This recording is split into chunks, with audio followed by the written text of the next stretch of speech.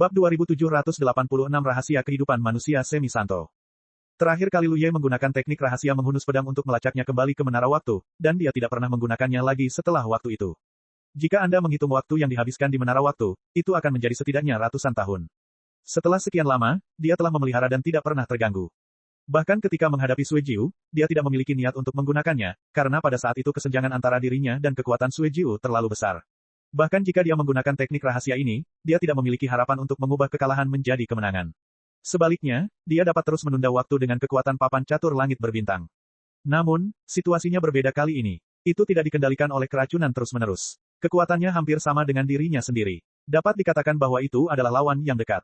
Tidak mudah bagi lawan untuk menang dengan cara ini, tetapi Anda hanya dapat menggunakan metode ini yang dapat membuat keputusan akhir. Ketika cahaya pedang menebas, cahaya warna-warni tiba-tiba menyapu keluar dari Fei Heng. Mata Lu Ye menyusut. Cakram bintang Tianyuan. Harta karun ini telah diambil Fei Heng sejak lama. Lu Ye selalu waspada, tetapi dia tidak ingin melihat kekuatannya lagi sampai sekarang. Ketika sinar cahaya warna-warni melewati cahaya pedang, Lu Ye dengan jelas menyadari bahwa kekuatan serangannya telah banyak melemah, tetapi meskipun demikian, pukulan mengerikan ini tidak dapat dihilangkan sepenuhnya. Sementara erangan teredam terdengar, darah mengalir di sekujur tubuh Fei Heng, dan seluruh tubuhnya terbang mundur seperti anak panah dari tali. Dia berdiri dengan kokoh dan melihat ke bawah, wajahnya berubah drastis. Itu karena luka yang panjangnya hampir setengah kaki muncul di tubuhnya, yang cukup dalam untuk melihat tulang-tulangnya. Jika dia tidak menghalangi daging dan darah dengan kekuatannya tepat waktu, dia mungkin akan mengalir keluar dari organ dalamnya. Hati Fei Heng sangat ketakutan. Sungguh pukulan yang mengerikan, dan betapa menakjubkannya metode itu. Jika dia tidak mengaktifkan kekuatan cakram bintang Tianyuan tepat waktu untuk melemahkannya, dia akan takut bahwa pukulan ini akan membunuhnya seketika di tempat. Meskipun dia cukup beruntung untuk selamat saat ini, situasinya tidak optimis. Luka-luka seperti itu dan serangan diam-diam Zhao Ming sebelumnya tampaknya dianggap sebagai luka parah dan berdampak besar pada kekuatannya. Belum lagi, dia masih beracun dan situasinya dalam bahaya. Sebelum dia bisa bernapas, dia melihat Lu Ye membunuhnya lagi. Pada saat ini, dia tidak berani meremehkan Lu Ye lagi. Panci bintang Tianyuan di tangannya sedikit bergetar, dan sinar cahaya berwarna-warni membungkus ke arah Lu Ye. Sinar cahaya datang dengan sangat cepat, dan bahkan jika Lu Ye menyadarinya, dia tidak dapat menghindarinya dan buru-buru ditutupi dengan wajah datar. Dalam sekejap, kekuatan Tao yang mengalir di dalam tubuh tidak lancar, seolah-olah ada penghalang yang tak terlihat. Lu Ye diam-diam terkejut. Piringan bintang Tianyuan layak disebut sebagai harta karun paling berharga. Meskipun harta karun ini tidak memiliki kekuatan membunuh, gerakan ini saja telah melemahkan kekuatannya hampir 30%. Dalam pertempuran yang begitu sengit, melemahnya kekuatan secara tiba-tiba sudah cukup untuk berakibat fatal. Namun, dia tidak berniat mundur, dan dia menggunakan pisau untuk membunuh Fei Heng, di bawah perlindungan cahaya pedang yang tak terbatas. Fei Heng menggertakkan giginya untuk bertarung, dan sesekali mengaktifkan kekuatan harta karun itu. Kedua belah pihak yang berperang memiliki kendala mereka sendiri dan kekuatan mereka lemah. Kali ini situasinya bahkan lebih dari sekadar sebanding.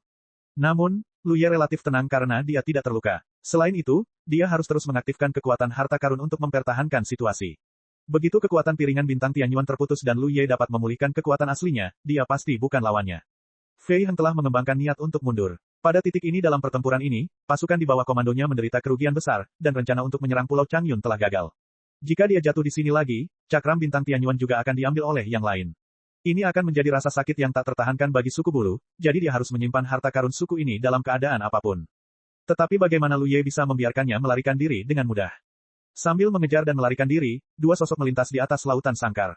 Fei Heng ingin melarikan diri dari laut beberapa kali, tetapi Lu Ye memaksanya kembali. Selama perang, Lu Ye juga berusaha menyelesaikan invasi sinar warna-warni pada dirinya sendiri. Dia menggunakan semua teknik rahasia menghunus pedang untuk menebas, karena dia takut akan ada lebih banyak mimpi di malam hari.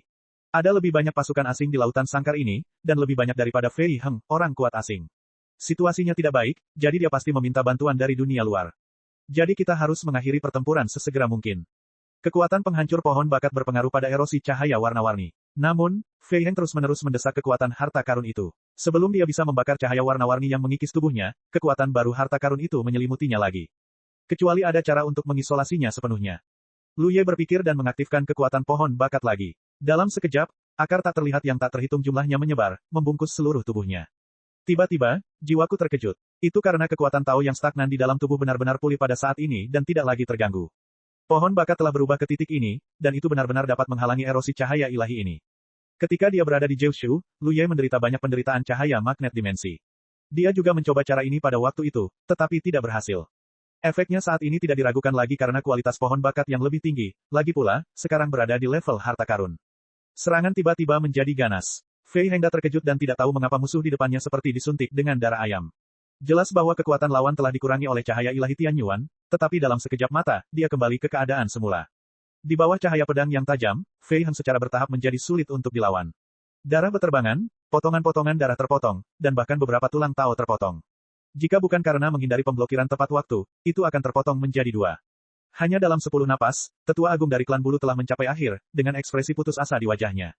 Tepat saat Lu Ye bersemangat dan hendak menjatuhkannya sekaligus, cahaya merah tiba-tiba muncul dari udara, dan momentumnya panik, seperti api langit yang jatuh, melesat langsung ke lingkaran pertempuran. Saat merasakan aura aneh itu, Lu Ye terkejut dan segera mundur, dan pada saat yang sama, ia menggunakan seluruh kekuatannya untuk mengaktifkan kekuatan Tao untuk melindungi dirinya sendiri. Melihat lagi, saya melihat pedang merah melayang di udara. Cahaya merah mengalir di bilahnya, seperti api yang menyala. Dengan kabut api, pedang itu juga berputar perlahan. Sosok berpakaian hitam seperti bulu, melayang turun dari atas dan menginjak pedang itu.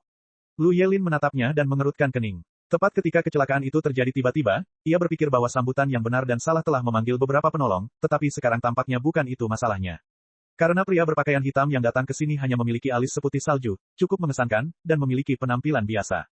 Ia adalah tipe orang yang ditempatkan di antara orang banyak dan tidak ada yang memandangnya. Dilihat dari bentuk dan karakteristik penampilannya, dia adalah ras manusia. Siapa ini? Yang membuat Lu Ye semakin bingung adalah karena orang ini adalah ras manusia, mengapa dia menghentikannya membunuh Fei Heng. Pertarungan antara dia dan Fei Heng akan segera berakhir. Jika ras manusia ini terlambat selangkah, dia bisa membunuh Fei Heng di bawah pisau dan membunuh seorang tetua agung dari klan bulu. Dia tidak peduli, tetapi dia bisa merebut panci bintang Tianyuan yaitu panci bintang Tianyuan. Setelah harta ini ditelan oleh pohon bakat, sangat berguna apakah itu menghasilkan buah atau dipersembahkan kepada buah manik-manik racun 10.000 dan menjadi nutrisinya untuk pertumbuhannya. Ada hal lain yang membuat Lu Ye merasa sangat khawatir. Yaitu pedang pendek yang bentuknya seperti bulan sabit, dengan aura harta karun di atasnya. Tepat ketika Lu Ye masih curiga dengan identitas pengunjung itu, Fei Heng yang sudah hampir mati berteriak, pedang pemecah langit, apakah kamu manusia setengah suci di masa hidupmu? Manusia setengah suci. Lu Ye mengangkat alisnya. Ketika dia berkomunikasi dengan Xia He dan Xiaoman dan yang lainnya, dia pernah mendengar bahwa ada manusia setengah suci di ras manusia, tetapi pihak lain itu tampaknya sudah tidak peduli lagi dengan dunia dan hidup menyendiri di suatu tempat di Shanghai.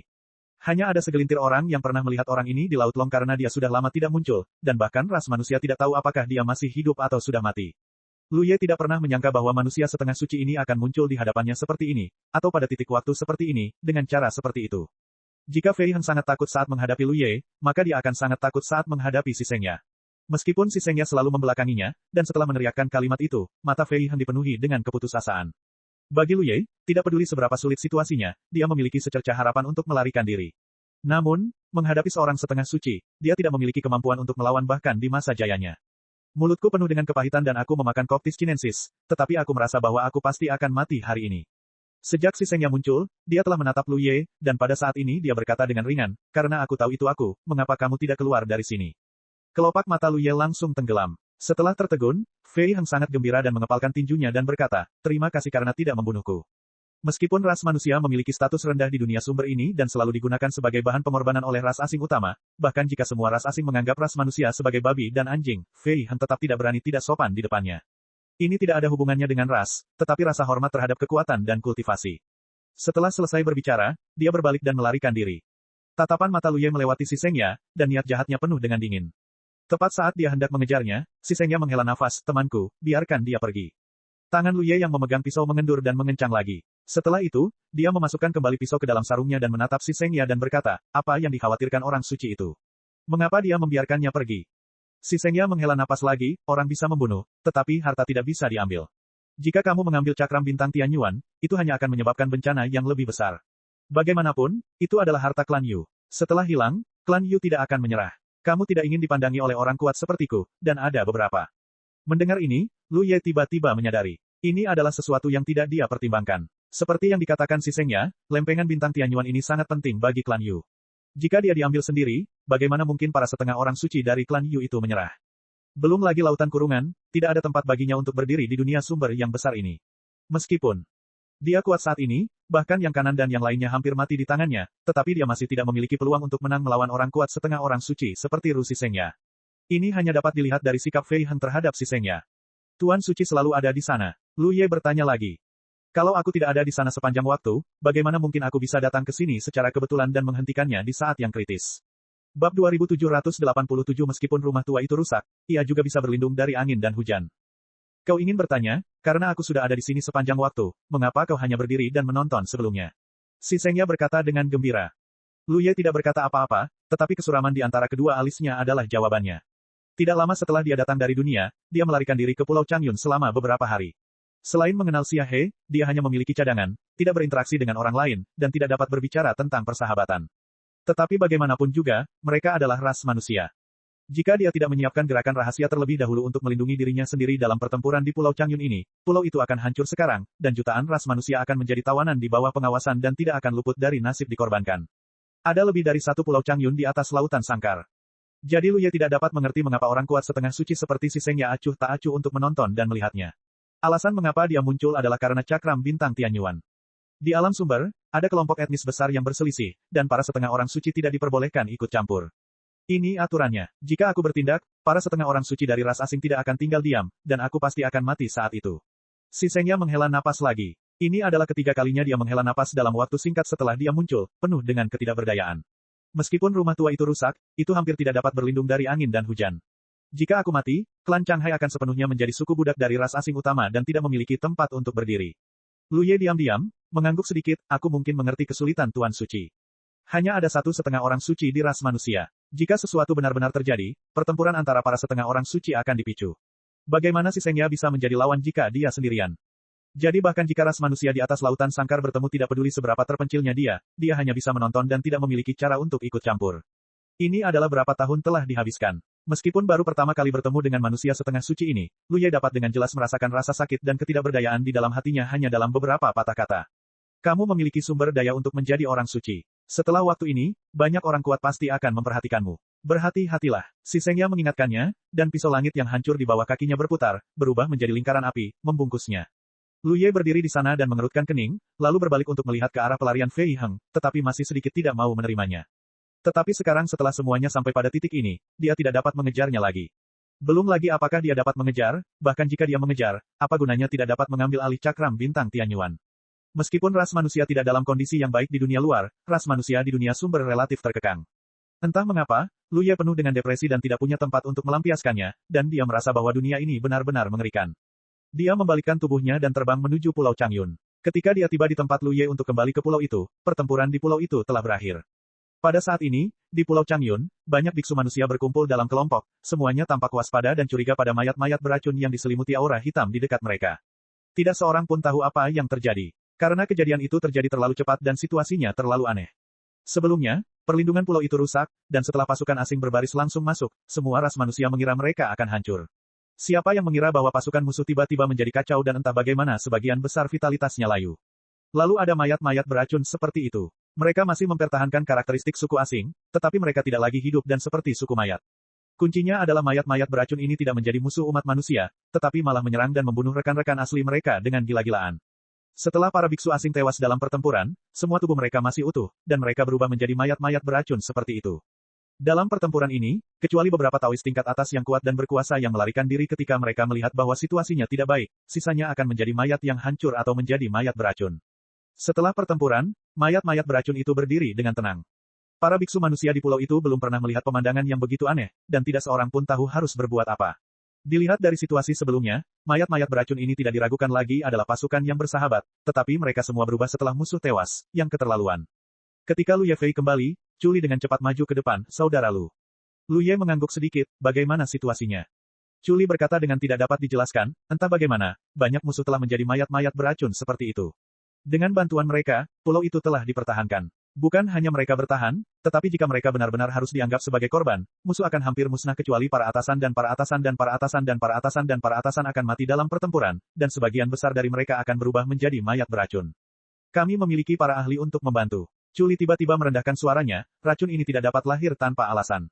Pasti seorang ahli telah mengaturnya terlebih dahulu, sehingga jadi pulau itu dapat membalikkan keadaan pada saat yang kritis. Sambil berbicara, mata Chu Li menatap Lu Ye, jelas memiliki kecurigaan. Sebelumnya, Lu Ye bersikeras untuk kembali ke Pulau Changyun, dengan alasan bahwa ia dapat bernegosiasi dengan Fei Heng dan Zhao Ming. Tidak ada tempat bagi mereka untuk berdiri di laut kecuali Pulau Changyun. Namun, ketika mereka kembali, perlindungan Pulau Changyun telah rusak, dan tidak diragukan lagi merupakan langkah yang bijaksana untuk kembali pada saat itu. Namun, Lu Ye tetap bergegas. Segera setelah itu, racun dan transformasi mayat pecah, yang merupakan suatu kebetulan. Jika Anda tidak bodoh, Anda akan memiliki beberapa tebakan. Ia hanya tidak yakin karena metode seperti itu terlalu aneh. Selain itu, Lu Ye baru saja tiba di Pulau Changyun untuk sementara waktu, bagaimana ia melakukan ini? Anda harus tahu bahwa jutaan ras manusia di Pulau Changyun tidak terpengaruh oleh racun yang sangat beracun. Sebaliknya, tidak ada musuh yang datang untuk menyerang yang tampaknya dihindari. Kalau begitu, kita harus berterima kasih kepada ahli itu. Lu Ye menjawab dengan santai. Chuli menatapnya sebentar, mengerjap dan berkata, terima kasih banyak, tetapi yang sulit sekarang adalah tidak ada yang tahu siapa tuan ini, dan ia belum muncul. Lu Ye berkata, tidak peduli siapa dia, jika dia membantu pulau ini, dia pasti anggota klanku. Chuli mengangguk, saudara Lu masih berpikiran terbuka, tetapi sekarang masih ada pertanyaan lain. Bagaimana cara menempatkan mayat-mayat beracun ini? Lu Ye melihat sekeliling dan berkata, saya melihat mayat-mayat beracun ini berperilaku sangat baik dan patuh. Master rahasia harus membuat beberapa pengaturan, jadi saudara Chu tidak perlu memperhatikan hal-hal ini. Jika mereka ada di sini, jika ada invasi musuh di masa mendatang, mereka masih bisa menjadi penolong pulau ini.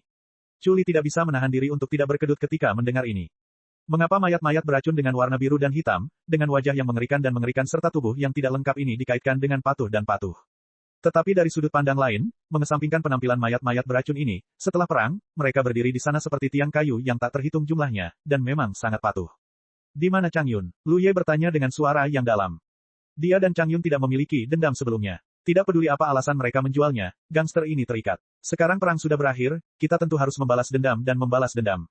Chuli menghela napas, aku tidak melihatnya setelah aku kembali. Aku mungkin melarikan diri ketika perlindungan pulau itu rusak. Susunan ruangnya tidak rusak, jadi masih bisa digunakan. Lu Ye berkata dengan marah, aku tahu aku seharusnya menghancurkan lingkaran sihir di sana. Tetapi ketika 20 dari mereka muncul, mereka dikelilingi oleh Zhao Ming dan tidak punya waktu untuk memikirkan hal lain. Kakak Lu, ekspresi Chuli datar, tidak peduli apa, Changyun dapat melindungi pulau ini selama ribuan tahun dan telah memberikan kontribusi yang cukup besar bagi klan. Jika kau memiliki kesempatan di masa depan, berikan dia sedikit kesenangan. Lu Ye menoleh untuk menatapnya. Setelah mendengarkan bagian pertama kalimat itu, dia mengira Kaoli ingin memohon untuk Changyun, tetapi sekarang tampaknya bahkan Kaoli, dia tidak dapat memaafkan pengkhianatan seperti itu. Jika Changyun benar-benar dapat bertahan hidup dan mati bersama pulau itu dan berjuang sampai akhir, dapat dikatakan bahwa setelah perlindungan pulau itu hancur, dia akan melarikan diri dengan bantuan lingkaran sihir luar angkasa sesegera mungkin. Orang seperti itu, tidak peduli seberapa besar kontribusinya di masa lalu, tidak akan sebaik orang ini. Mudah untuk mengatakannya, Lu Ye mengangguk. Tidak apa-apa jika kau tidak dapat menemuinya. Jika kau benar-benar menemuinya, Lu Ye tidak akan pernah menunjukkan belas kasihan kepada Changyun. Pertarungan dengan Zhao Ming sebenarnya agak berisiko. Klan darah dan klan bulu yang dibawanya seharusnya dibawa keluar dari tempat lain, bukan dari Pulau Changyun, jadi dia tidak mendapatkan racun apapun. Saat itu, Lu Ye tidak dapat melakukannya bahkan jika dia ingin menggunakan kekuatan 10.000 buah racun, dan hanya dapat membunuh musuh dengan kekuatannya sendiri. Kesalahan Zhao Ming adalah menggunakan kekuatan klan darah. Jika dia benar-benar membawa ratusan klan bulu ke Tao, dengan keanehannya tentang jarum pemberi harta karun, Lu Ye mungkin memiliki kesempatan untuk melarikan diri, tetapi dia pasti akan memiliki banyak bahaya. Dia membawa klan darah untuk menyebarkan lautan darah, yang memberi Lu Ye kesempatan untuk bermain. Ada hal lain. Ekspresi Chuli tiba-tiba menjadi serius, dan dia membungkuk padanya dengan kepalan tangan. Saat ini, naga di pulau ini tidak memiliki kepala, dan perlindungannya rusak, jadi saya ingin meminta saudara Lu untuk duduk di pulau itu untuk melindungi keselamatan sukunya. Ketika Lu Ye menggelengkan kepalanya dan berkata, tidak ada kekuatan yang cukup untuk meyakinkan publik. Saya hanyalah pendatang baru dan saya dengan gegabah dirampok ke posisi tinggi. Orang-orang pasti akan berada dalam kekacauan. Pada saat ini, saya khawatir hanya saudara Chu yang dapat menanggung beban pemilik pulau ini. Chuli berkata dengan serius, yang lain tidak tahu, tetapi saya tahu bahwa saudara Lu jauh lebih kuat dari saya. Jika saudara Lu bersedia menjadi pemilik pulau ini, Chu dan para pemimpin pulau lainnya pasti akan mendukungnya. Mengenai apa yang baru baginya, itu jelas bukan masalah. Lu Ye berkata, saudara Chu, saya benar-benar tidak berniat menjadi penguasa pulau, jadi saya tidak perlu membujuk Anda lagi.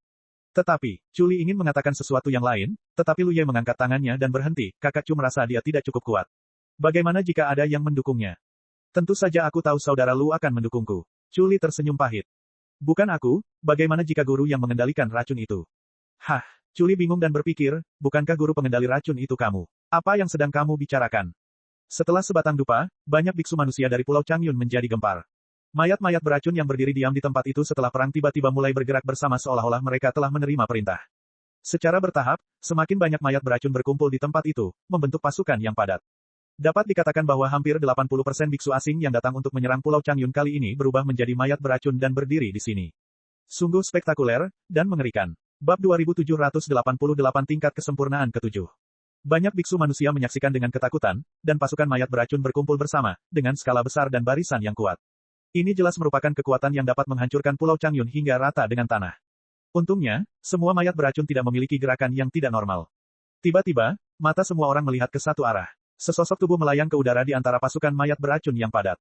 Pria ini mengenakan pakaian putih seperti salju, mengenakan jaket anti angin putih, dan tudung kepalanya menutupi wajahnya, membuat orang tidak dapat melihat penampilan aslinya, tetapi dia benar-benar hidup. Semua orang tidak dapat menahan perasaan gembira dan segera menyadari sesuatu. Pria berbaju putih ini pastilah pemrakarsa pasukan mayat beracun. Kalau tidak, bagaimana dia bisa muncul di pasukan mayat beracun? Di antara kerumunan, dia telah menerima kekuatan perintah Lu Ye dan tampak aneh, dan banyak manusia kuat mengikutinya. Saudara Taibai, dia mengepalkan tinjunya beberapa saat sebelum mendekat. Biksu berbaju putih itu segera menjawab dengan sapaan, Saudara Chu, saya sudah bertahun-tahun tidak bertemu dengan Anda, dan gaya Anda tetap sama. Mulut Culi sedikit berkedut. Begitu mendengar perkataan biksu berpakaian putih itu, yang lain pasti mengira mereka adalah kenalan lama, tetapi hanya Culi yang tahu dalam hatinya bahwa dia belum pernah bertemu dengan saudara Taibai ini. Ini adalah pertama kalinya dia bertemu hari ini. Dia berlari mengikuti instruksi Lu Ye. Dia melihat ke samping tanpa jejak dan melihat Lu Ye berdiri diam di antara kerumunan. Culi penuh dengan keraguan. Mungkinkah guru yang mengendalikan racun itu benar-benar orang di depannya, bukan Lu Ye, karena dalam persepsinya, kekuatan orang di depannya agak tak terduga, dan itu jelas bukan sesuatu seperti tubuh Dharma Cloning. Petik 2. Terima kasih telah membantu saudara Taibai untuk menyelesaikan krisis di pulau kami. Chu sangat berterima kasih kepada saudara Taibai atas bantuannya. Hari ini, aku tidak akan pernah melupakanmu. Culi memberikan hadiah khidmat. Setelah mengatakan itu, banyak biksu di sekitarnya memberi hormat, terima kasih atas ucapan terima kasih Anda kepada sesama Taois Taibai, kebaikan besar hari ini tidak akan pernah terlupakan. Suara itu keluar, dan suara ucapan terima kasih terus berlanjut dari segala arah. Suaranya seperti riak, menyebar keluar lapis demi lapis hingga bergema di seluruh Pulau Changyun. Setelah kata-kata akumulasi kekuatan, semua orang akhirnya memastikan satu hal, yaitu, orang yang dipanggil Taibai di depan mereka memang penguasa pengendalian racun dan penguasa pasukan mayat beracun saat ini. Untuk sesaat, mata yang melihat ke atas penuh dengan rasa terima kasih dan kekaguman. Taibai mengangguk pelan dan berkata, semua orang serius. Di lautan sangkar, ras manusia kita seperti ayam atau anjing. Sebagai ras manusia, Li akan membantumu dengan cara ini. Ngomong-ngomong, aku berani bertanya di mana pemilik pulau ini. Mengapa dia belum muncul? Ekspresi Culi muram, kudengar ketika perlindungan pulau ini rusak, pemilik pulau ini melarikan diri dengan tergesa-gesa dan belum terlihat. Li Taibai tidak bisa menahan diri untuk tidak mendengus dingin ketika mendengar ini, di atas lautan sangkar, Changyun juga dianggap sebagai orang nomor satu. Aku sudah lama mendengarnya, tetapi menurutku dia bukan orang yang takut hidup dan mati dan mencari ketenaran. Dengan sepatah kata, banyak biksu di sekitarnya menunjukkan rasa malu dan marah. Mereka telah tinggal di pulau itu selama bertahun-tahun dan telah lama menganggapnya sebagai rumah mereka. Di masa lalu, mereka juga sangat menghormati Changyun, tetapi pada saat kritis seperti itu, Changyun melarikan diri sendirian, yang benar-benar membuat mereka tidak dapat diterima. Dalam keheningan, seorang biksu di samping Culi berkata, Tuan Chu, apa yang disebut negara tidak dapat tanpa Tuan selama sehari, dan pulau tidak dapat tanpa Tuan selama sehari. Changyun Laogou telah melarikan diri, tetapi jutaan suku di pulau itu ada di sini, dan mereka masih harus mencari kelangsungan hidup di sini di masa depan. Jika tidak ada tempat berlindung, cepat atau lambat mereka akan menjadi bahan pengorbanan bagi suku-suku asing.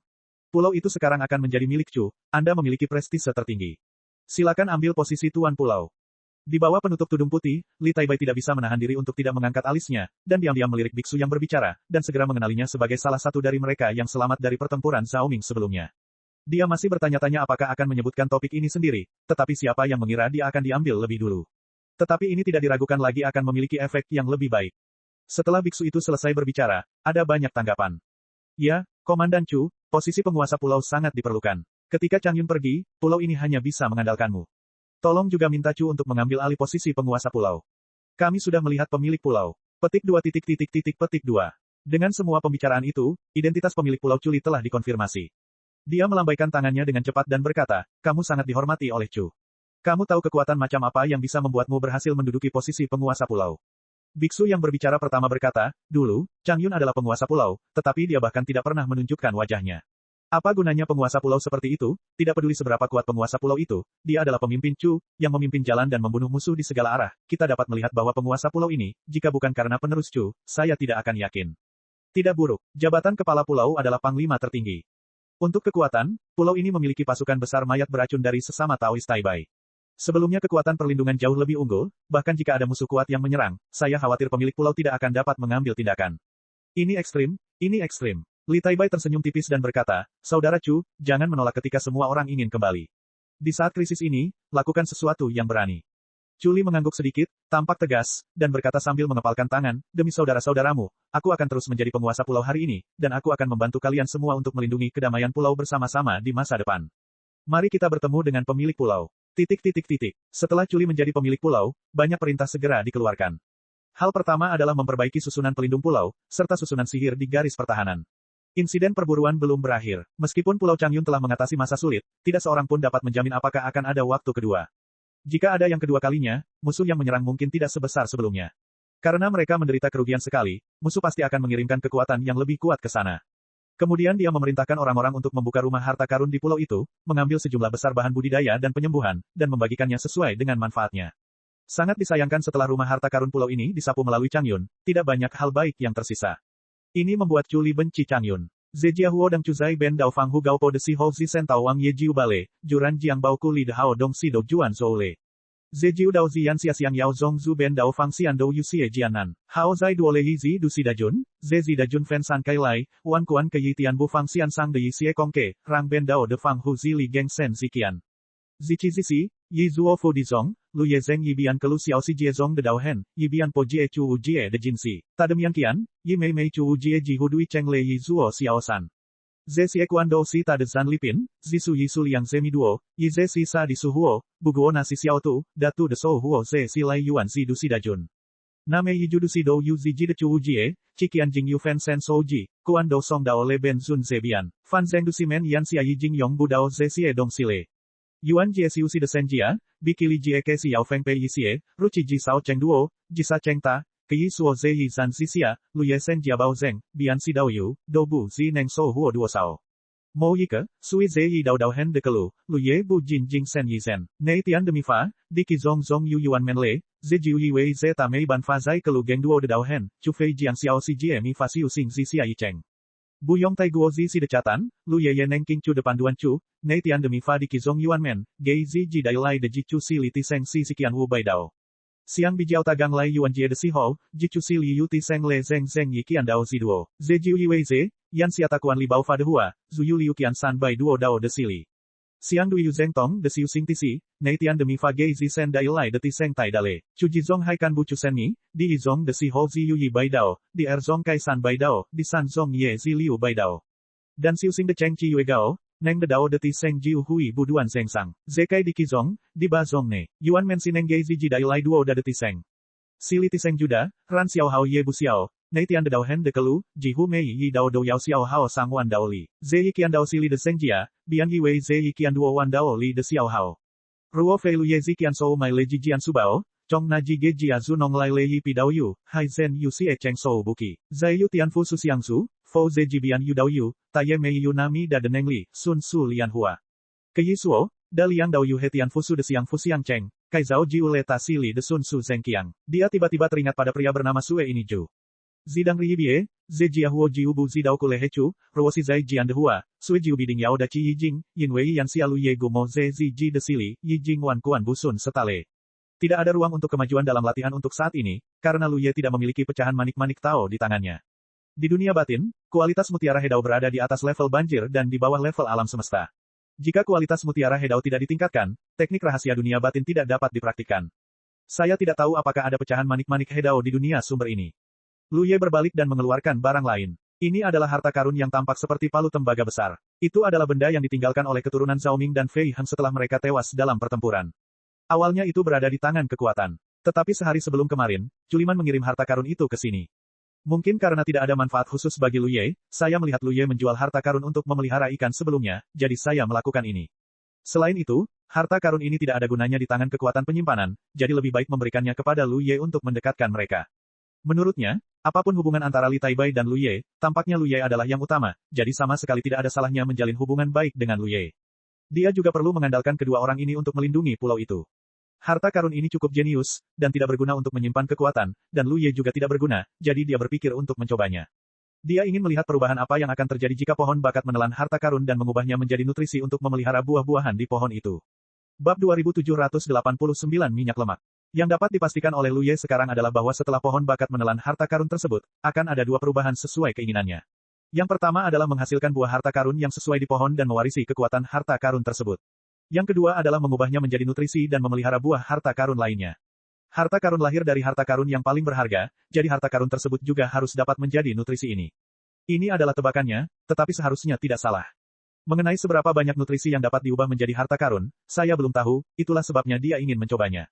Sambil memegang harta karun bertanda zodiak di tangannya, Lu Ye mengaktifkan kekuatan pohon bakat, dan akar yang tak terlihat meresap, menukik ke dalam harta karun tersebut, melahap misteri di dalamnya.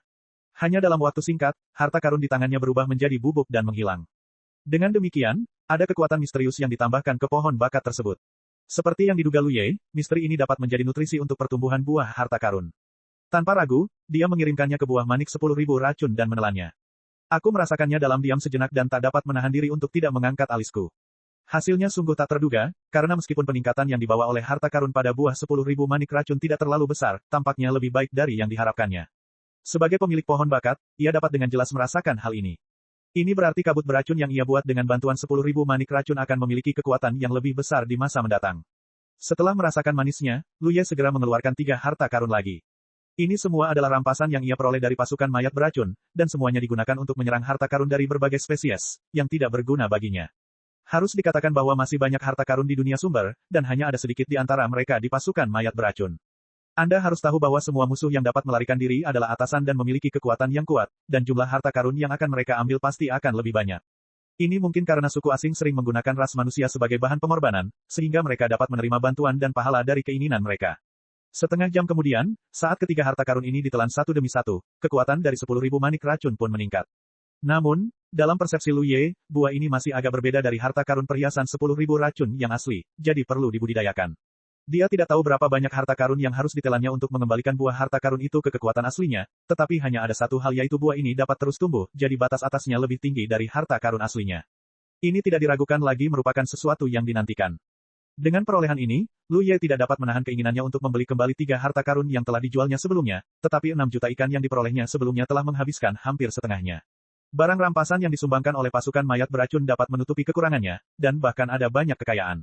Tetapi jika Anda benar-benar ingin membeli kembali harta karun tersebut, tidak akan ada banyak ikan yang tersisa di tangan Anda. Dia memiliki 2 harta karun lainnya di tangannya, satu adalah baju besi harta karun dan yang lainnya adalah jarum yang tersebar, tetapi kedua harta karun ini relatif langka, jadi mari kita simpan untuk digunakan nanti. Tidak ada yang salah selanjutnya. Sambil memurnikan ikan tao untuk melengkapi cadangan pohon bakat, Lu Ye mempelajari buah dari manik-manik racun Wan dan mencampur berbagai hal yang sangat beracun. Baik itu sebelumnya di wilayah suku Dara atau dalam pertempuran Pulau Changyun, buah mutiara racun Wan memberikan kontribusi yang besar. Setelah mengalami kemanisan seperti itu, Lu Ye tentu saja harus bekerja keras untuk ini. Sekarang dia sudah berada di alam sumber ini, dia tidak punya jalan keluar untuk sementara waktu, dan dia tidak tahu berapa lama dia akan terjebak di sini. Ada banyak orang setengah suci di alam ini. Asal-usul ras manusia membuatnya tidak memiliki keuntungan, jadi tentu saja dia membutuhkan kartu truf penyelamat hidup di tangannya. Tiba-tiba, Lu Ye membuka matanya. Sebuah cahaya merah terbang di depannya seolah-olah secara spiritual, dan diam-diam menerobos larangan yang dia buat. Merasakan napas yang familiar pada cahaya merah itu, dia segera bangkit. Saat berikutnya, dia langsung melesat ke langit dengan cahaya merah, bergerak sepanjang jalan. Beberapa jam kemudian, cahaya merah itu tiba-tiba jatuh ke sebuah pulau terpencil, dan Lu Ye mengikutinya dari dekat. Saat dia jatuh, dia melihat sosok yang dikenalnya berdiri di sana, pakaian hitam dan rambut hitam, hanya alisnya yang seputih salju, yang persis seperti manusia setengah suci Sisengya. Alasan mengapa dia mengikuti lampu merah tanpa ragu-ragu adalah karena ada aura Sisengya di lampu merah itu, yang jelas merupakan setengah orang suci dari ras manusia yang memanggilnya. Namun, selain dia, ada orang lain di sini, yang pendek dan gemuk, kepala besar dan telinga besar, tetapi dia kehilangan antusiasmenya sebelumnya, dan hanya memiliki wajah yang penuh ketakutan dan kecemasan. Dia berlutut di depan Sisengya, tampak malu. Orang suci. Setelah Lu Ye membungkuk kepada Sisengya, dia melihat sosok yang berlutut di tanah perlahan. Dia benar-benar tidak menyangka bahwa Sisengya akan menemukan Changyun yang telah melarikan diri sebelumnya. Melihat Changyun seperti ini, dia jelas menderita banyak kerugian di bawah anak buah Sisengya, dan auranya sedikit menyipit. Sebelumnya, dia sedikit kesal. Changyun berlari terlalu cepat, kalau tidak, dia harus membalas dendam padanya apapun yang terjadi. Namun, karena yang lain sudah melarikan diri, dia hanyalah pendatang baru, dan bahkan jika dia ingin membalas dendam, dia tidak punya cara. Lu Ye tidak terkejut bahwa Sisengya dapat menemukan Changyun. Meskipun manusia setengah suci ini tidak peduli dengan dunia, dia selalu memperhatikannya selama berburu di laut. Terutama setelah perang di Pulau Changyun menarik perhatiannya, dia mungkin mengetahuinya segera setelah Changyun melarikan diri. Dia diserahkan kepadamu untuk ditangani. Sisengya berbicara dengan ringan sambil meletakkan tangannya di punggungnya. Ketika Changyun melihat Lu Ye, dia tampak tidak percaya. Dia tidak pernah menyangka bahwa orang yang dikhianatinya dapat bertahan hidup. Setelah mendengar apa yang dikatakan Sisengya, dia bahkan lebih takut dan buru-buru memohon, Tuan Suci, tolong ampuni aku. Sisengya terlalu malas untuk memperhatikannya, tetapi dia hanya berkata, kamu tidak bisa hidup jika kamu melakukan dosa. Adegan hari itu, jika Changyun bisa bertahan hidup dan mati bersama Lingdao, bertarung sampai akhir, dan maju dan mundur bersama para anggota suku di pulau itu, dia mungkin akan berkata bahwa dia akan membiarkan Lu Ye menyelamatkan hidupnya. Namun, Chang Yun mengkhianati anggota klannya terlebih dahulu dan melarikan diri kemudian. Apa gunanya penjahat seperti itu? Begitu tubuhnya bergerak, si Sengya menghilang. Yang tersisa hanyalah suara melengking Chang Yun yang memohon belas kasihan. Lu Ye menatap Chang Yun yang berlutut di tanah dengan mata yang dalam, berjalan 2 langkah di depannya, dan pedang panjang itu terhunus. Dalam kemarahan, pedang itu menebas leher Chang Yun dengan keras. Saya tidak tahu batasan seperti apa yang diberikan si Sengya pada Chang Yun. Pada saat ini, mantan penguasa pulau itu tidak memiliki kemampuan untuk melawan atau melawan dalam menghadapi pukulan yang mematikan seperti itu. Dia hanya bisa berteriak dan membunuhnya. Tetapi saat berikutnya, dia merasakan sedikit kesejukan di lehernya, tetapi rasa sakit yang diharapkan tidak datang. Melarikan diri dari kematian, dia tampak bersemangat, rekan Taois Lu, aku terpaksa mengkhianatimu sebelumnya, tetapi aku terpaksa melakukannya. Orang yang benar dan salah, menggunakan jutaan suku di Pulau Chang Yun sebagai ancaman. Jika rekan Taois dapat melewatiku kali ini, Chang Yun pasti akan tahu kesalahannya dan diperbaiki. Ngomong-ngomong, aku dapat membantumu untuk meringankannya. Tidak perlu. Lu Ye mendengus dingin, kekuatan pohon bakat diaktifkan dan langsung menghancurkan serangga kecil yang bercokol di hatinya. Baginya, ini semudah makan dan minum air. Dia belum pernah menghadapinya sebelumnya, hanya karena dia tidak ingin Chang Yun memperhatikan petunjuknya. Sekarang hidup dan mati Chang Yun ada dalam pikirannya, dia secara alami tidak perlu lagi khawatir tentang hal-hal ini. Saat serangga Gu dihancurkan, Chang Yun tidak bisa menahan diri untuk tidak melebarkan matanya, benar-benar tidak dapat mengetahui apa yang dilakukan Lu Ye. Kau benar-benar penjahat yang hina, dan kau benar-benar hina. Lu Ye mengangkat pisau Panshan yang sudah ada di leher Chang Yun, dan menusukkannya langsung ke jantungnya. Di bawah rasa sakit yang hebat, tubuh Chang Yun kejang-kejang dan gemetar, tetapi dia tidak bisa bergerak sama sekali. Busa darah meluap dari sudut mulutnya, menatap Lu Ye, tidak tahu apa yang akan dilakukan Lu Ye. Karena bagi orang kuat seperti dia, luka-luka seperti itu tidak cukup fatal, dan jika itu adalah siksaan, itu tampaknya tidak berarti apa-apa. Namun, Chang Yun segera menyadari ada sesuatu yang salah, karena beberapa kelainan tampaknya muncul di tubuhnya, matanya menjadi semakin kabur, dan pikirannya berangsur-angsur menghilang. Setelah puluhan napas, Lu Ye mengeluarkan pisau Panshan dan mengeluarkan darah hitam pekat dari tubuh Chang Yun. Mantan penguasa Pulau Chang Yun sekarang dipenuhi dengan energi biru dan hitam, dan telah berubah menjadi mayat beracun. Keuntungan terbesar dari racun yang disiapkan Lu Ye dengan bantuan 10.000 manik racun adalah racun tersebut memiliki daya tutup yang sangat kuat dan latensi yang tinggi. Namun, ada juga kekurangannya, yaitu butuh waktu tertentu untuk terakumulasi. Hanya ketika orang yang diracuni menumpuk racun tertentu di dalam tubuhnya, Lu Ye dapat mengubahnya menjadi mayat beracun. Kekurangan ini mungkin dapat diperbaiki karena buah dari 10.000 manik racun terus tumbuh lebih kuat di masa mendatang, tetapi hal itu tidak dapat dilakukan sekarang. Jadi selama pertempuran Pulau Chang Yun sebelumnya, Lu Ye tidak dapat mengambil tindakan dalam waktu singkat karena ia melemparkan racun tersebut ke lautan darah. Namun, akan berbeda jika racun tersebut langsung dimasukkan ke dalam tubuh Chang Yun. Zhao Ming berubah menjadi mayat beracun seperti ini sebelumnya. Ketika ia bertarung dengannya, setiap luka yang ditimbulkan Lu Ye padanya terkikis oleh racun. Bagaimanapun, Chang Yun juga penguasa pulau itu, dan sangat kuat. Setelah berubah menjadi mayat beracun, ia pasti akan menjadi jenderal yang kuat di bawah Lu Ye. Dapat dikatakan bahwa di antara semua mayat beracun di bawah komando Lu Ye, Chang Yun adalah yang terkuat. Itu kamu, si Sengya, yang telah pergi sebelumnya, muncul di sampingnya pada suatu saat, menatap Chang Yun yang telah berubah menjadi mayat beracun, dan terkejut di alisnya, metodemu, belum pernah mendengarnya, tetapi itu aneh. Sambil mengumpulkan cincin penyimpanan di tubuh Chang Yun, Lu Ye berkata dengan santai, aku tidak berani menyembunyikan kelemahanku di hadapan Tuan Suci. Selain itu, Tuan Suci seharusnya sudah menebak. Karena si Sengya mampu menghentikannya membunuh Fei Heng pada saat kritis dan merebut cakram bintang Tianyuan itu berarti dia telah mengamati di dekat Pulau Chang Yun. Orang lain mungkin tidak menyadari caranya meledakkan pasukan mayat beracun, tetapi si Sengya pasti melihatnya dengan jelas. Jadi tidak ada artinya menyembunyikan hal semacam ini di depannya. Si Sengya mengangguk dan berkata, tidak pernah ada perubahan seperti itu di dunia sumber, dan aku belum pernah melihat mayat beracun seperti itu. Hanya seperti tipuan, Lu Ye telah mencari cincin penyimpanan Chang Yun saat ini. Meskipun dia tidak tahu apa yang baik di dalam, ketika Chang Yun melarikan diri, dia menyapu semua hal baik di rumah harta karun. Sekarang semua hal baik seharusnya ada di sini. Si Sengya tidak tertarik pada hal-hal eksternal ini, jadi dia tidak menagihnya sama sekali. Sekarang semuanya lebih murah Lu Ye. Tanpa memeriksa, Lu Ye juga tahu bahwa dia sangat gemuk seperti sekarang. Bab 2790 ada apa? Ikuti aku. Si Sengya melambaikan tangannya dan memimpin ke satu arah. Lu Ye menoleh ke Chang Yun dan merasa agak sulit untuk menghadapinya. Mayat beracun itu tidak rasional dan penuh perhatian. Meskipun dia bisa mengendalikannya, dia hanya bisa memberi mereka beberapa instruksi sederhana. Oleh karena itu, tidak realistis bagi Lu Ye untuk membiarkannya kembali ke Pulau Chang Yun sendirian. Namun, Lu Ye tidak ingin membawanya untuk pamer. Dia hanya bisa mengirimnya kembali ke Pulau Chang Yun terlebih dahulu. Untungnya, klonnya sekarang ada di pulau itu dan dapat digunakan sebagai pendukung. Ketika aku mengangkat tanganku, riak-riak muncul di kehampaan di depanku, seolah-olah mereka berubah menjadi portal. Awan panjang masuk dan sosok mereka menghilang. Kemudian Lu Ye melompat untuk mengejar si Sengya. Setengah hari kemudian, Lu Ye menatap lautan darah yang sangat besar di depan dan mengerutkan kening. Si Sengya berdiri di sampingnya dan berkata perlahan, itu adalah Pulau Bibo. Seperti Pulau Changyun, itu adalah salah satu dari 22 pulau umat manusia, dan bahkan lebih besar dari Pulau Changyun dalam skalanya. Namun, Pulau Bibo ini saat ini menghadapi situasi sebelum Pulau Changyun. Sekarang terbungkus lautan darah, dan banyak suku asing menyerang. Apakah Tuan Suci akan mengambil tindakan? Lu Ye menoleh untuk melihatnya. Si Sengya menggelengkan kepalanya, saya tidak bisa mengambil tindakan. Dia belum pernah campur tangan dalam perang sebelumnya di Pulau Changyun, jadi tentu saja lebih mustahil untuk sampai di sini. Lu Ye segera mengerti, Tuan Suci ingin saya mengambil tindakan. Kalau tidak, bagaimana si Sengya bisa membawanya ke sini? Ini adalah cara yang jelas untuk menarik racunnya, dan dia ingin dia mengambil tindakan secara rahasia untuk menyelamatkan Pulau Bibo. Bisakah kamu melakukannya? Si Sengya menatapnya. Lu Ye merenung, berapa lama mereka bisa bertahan? Mata si Sengya terus menatap, seolah-olah dapat menembus lautan darah yang tak berujung, perlindungan Pulau Bibo jauh lebih kuat daripada Pulau Changyun. Dalam hal ini, tidak ada masalah dengan 10 hari setengah bulan. Cukup, Lu Ye mengangguk. 10 hari setengah bulan sudah cukup untuk mengumpulkan racun yang telah disiapkannya hingga mencapai tingkat wabah, tapi aku harus masuk jauh ke dalam lautan darah. Ini mudah. Si Sengya mengatakan ini, dan dengan keinginan untuk membungkus Lu Ye, dia menyapu lurus ke arah lautan darah. Setelah beberapa saat, dua sosok bergegas ke lautan darah, tetapi tidak menarik perhatian siapapun. Ini jelas merupakan penghargaan si Sengya. Saya tidak tahu teknik rahasia misterius apa yang dia gunakan untuk menutupi auranya dan Lu Ye dengan sempurna. Lautan darah melonjak, dan Lu Ye melihat sekeliling dan menemukan bahwa kekuatan utama yang menyerang Pulau Bibo seharusnya adalah klan iblis, karena sebagian besar sosok pembudidaya iblis di lautan darah adalah sosok klan iblis, dan banyak dari mereka menunjukkan tubuh mereka yang sebenarnya, masing-masing dengan bentuk yang aneh.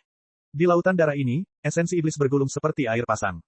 Dia segera diam-diam mengaktifkan lautan darahnya sendiri, dan pada saat yang sama dengan cepat mendistribusikan racun untuk menyebarkan lautan darah untuk membawa racun. Si Sengya berdiri di sampingnya. Meskipun manusia setengah suci ini tahu bahwa pasukan mayat beracun diciptakan oleh Lu Ye, dia jelas sangat ingin tahu tentang seluruh cerita metode ini, jadi dia selalu memperhatikan gerakan Lu Ye. Tetapi yang mengejutkannya adalah sejak dia membawa Lu Ye ke sini, Lu Ye tidak membuat gerakan besar apapun, tetapi hanya berdiri di sana dengan tenang. Itu adalah tubuh setengah suci miliknya, dan dia tidak bisa melihat terlalu banyak nama, dan dia terkejut sesaat. Seiring berjalannya waktu, cadangan kekuatan Tao di pohon bakat Lu Ye telah berkurang dengan cepat. Tindakan mendesak kekuatan harta karun dengan buah dari 10.000 buah beracun ini telah menghabiskan kekuatan Tao dalam jumlah yang sangat besar. Selain itu, Lu Ye merasa bahwa konsumsinya tampaknya lebih besar dari sebelumnya, yang jelas karena pertumbuhan buah dari 10.000 buah beracun. Hanya dalam 2 hari, Lu Ye menghabiskan jutaan kekuatan Tao-nya sebelum dia bisa menyelesaikan pekerjaannya. Dia menghela napas panjang dan perlahan membuka matanya. Sudah selesai. Si Sengya menatapnya dengan kaget. Dia tidak merasakan apapun yang dilakukan Lu Ye. Lu Ye mengangguk, sebaiknya menunggu 1 atau 2 hari lagi. Dengan bantuan 10.000 buah beracun, Lu Ye dapat dengan jelas merasakan keberadaan racun tersebut. Meskipun pasukan musuh yang menyerang Pulau Bibo telah mengumpulkan racun di tubuh mereka, itu tidak cukup untuk berubah menjadi mayat beracun. Pada saat ini, tentu saja tidak ada gunanya untuk meledak. Si Sengya tidak banyak bicara sekarang. Namun, pada saat ini, dia tiba-tiba menoleh dan melihat ke satu arah, dengan ekspresi serius di wajahnya. Saat berikutnya, Lu Ye juga merasakan sesuatu dan melihat ke arah itu, harta karun. Di lokasi itu, jelas ada napas harta karun yang mengalir, dan itu telah mengumpulkan momentum dan akan meledak menjadi serangan yang mengejutkan. Hampir pada saat dia selesai berbicara, cahaya 5 warna menyala di lautan darah yang tebal. Cahaya itu seperti naga berwarna-warni, berkelok-kelok di lautan darah, dan meledak langsung ke arah susunan pelindung Pulau Bibo. Kemudian badai berguncang dan ledakan energi yang dahsyat meledak. Jarum kepunahan Yin dan yang 5 elemen besar. Mata si Sengya tiba-tiba mengecil. Begitu dia menggerakkan tubuhnya, dia bergegas menuju Pulau Bibo, dan Lu Ye juga dikelilingi olehnya. Setelah beberapa saat, ketika mereka berdua melewati bungkusan lautan darah dan melihat dengan jelas situasi Pulau Bibo saat ini, mereka semua tampak ketakutan. Dalam ramalan si Sengya, formasi pelindung yang dapat bertahan selama 10 hari setengah bulan telah membuat lubang besar. Di dalam lubang itu, pulau itu berantakan, dan tanah ditutupi dengan mayat dan daging. Jelas bahwa banyak biksu manusia telah jatuh dalam serangan yang mengerikan tadi. Pada saat ini, sejumlah besar biksu asing menyerang bagian dalam Pulau Bibo di sepanjang lubang, dengan sosok di seluruh langit, tak terhitung jumlahnya. Sudah terlambat. Lu Ye menghela nafas. Meskipun dia telah membuat pengaturan, dia masih selangkah terlambat. Bahkan jika dia meledakkan racun mayat saat ini, akan sulit untuk menyelesaikan krisis di Pulau Bibo. Si Sengya juga tampak sedih, dan bahkan lebih tidak bisa dimengerti, mengapa ini. Lu Ye berkata, Tuan Suci, apakah ada yang salah dengan itu? Si Sengya menggelengkan kepalanya dan berkata, itu sangat salah. Meskipun metode berburu di suku asing di masa lalu sangat ganas, mereka jarang menggunakan harta karun. Suku asing tidak bersatu, sangat berbahaya untuk mengeluarkan harta karun. Tetapi mengapa suku bulu menggunakan harta karun dan suku iblis menggunakan harta karun?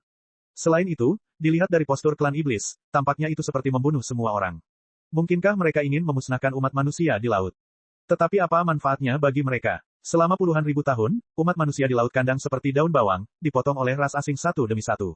Alasan mengapa Laut Kandang menjadi tempat bagi umat manusia adalah, satu-satunya semi suci yang tersisa, dilindungi oleh semi suci umat manusia, dan yang lainnya adalah bahwa itu adalah pemahaman diam-diam antara kekuatan berbagai negara.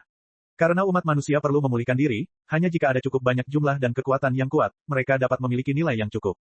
Ras asing manapun yang ingin membunuh seluruh umat manusia tidak diperbolehkan. Sebelumnya, ia mengira bahwa suku bulu menggunakan harta karun di Pulau Changyun sebagai suatu kebetulan, dan keputusan yang diambil oleh keturunannya setelah kematian mereka menyedihkan. Namun, ia tidak pernah menyangka bahwa klan iblis akan seperti ini.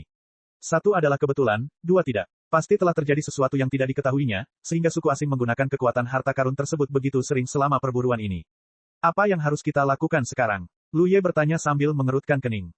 Pertempuran di Pulau Bibo telah dimulai, dan sejumlah besar pasukan musuh telah menyerang pulau itu, seperti harimau yang memasuki kawanan domba.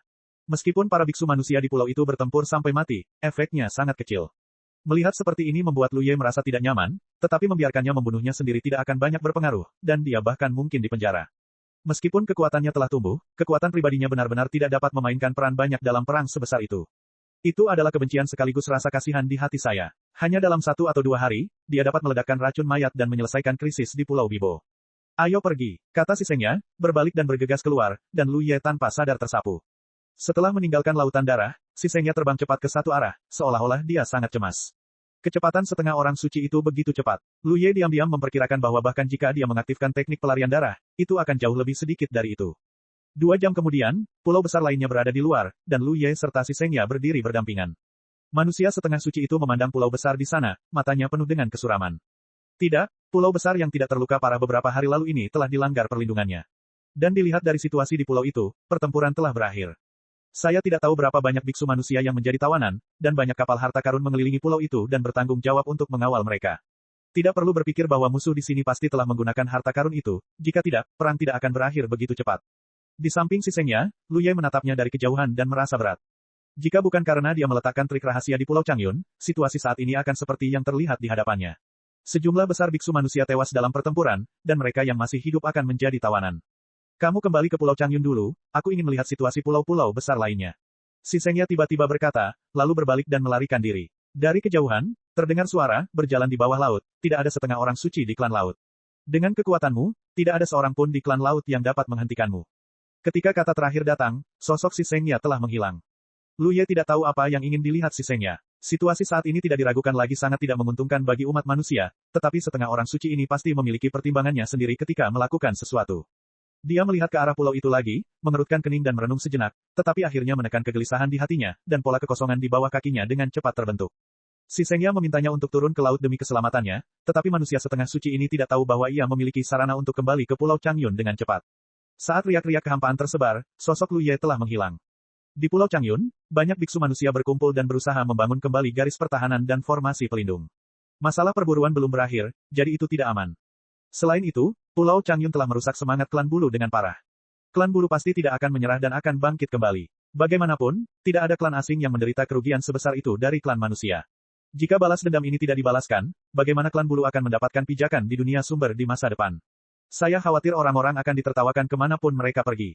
Apakah kamu ingin membeli kembali ketiga harta itu? Chuli menatap Lu Ye yang kembali, mungkin bisa memahami pikirannya. Cek. Rakan-rakan kultivator sekalian, sebelum retret, sila terus berkultivasi untuk jurus subscribe, like, share dan komentar agar sekte novel Sadim terus berkembang pesat.